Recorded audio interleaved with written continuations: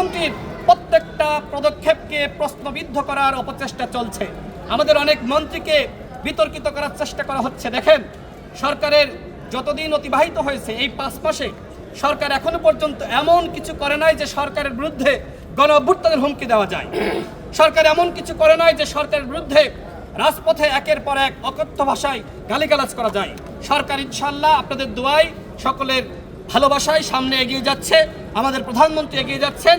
এই পথচলাকে কোনো চক্রান্তকারী মহল, সেটি আওয়ামী ফ্যাসিবাদ বলেন আর এই যারা বর্তমানে জামাতি, যারা আপনার এই যে তাদেরকে আমি ফ্যাসিস্ট দলই বলতে চাই, কারণ তাদের কোনো গণতান্ত্রিক আচরণ এখনো পর্যন্ত আমার কাছে পরিলক্ষিত হচ্ছে না। কোনো ফ্যাসিবাদ আমাদের এই অগ্রযাত্রাকে ইনশাল্লাহ ব্যাহত করতে পারবে না। আমরা সর্বশেষ আজকে এই সমাধিস্থলে আমাদের দেশনেত্রীর জন্য, আমাদের শহীদ প্রেসিডেন্ট জিয়াউর রহমানের জন্য আমরা দোয়া করেছি। দেশবাসীর কাছেও দোয়া চাই এবং আমি আপনাদের সবার কাছে দোয়া চাই।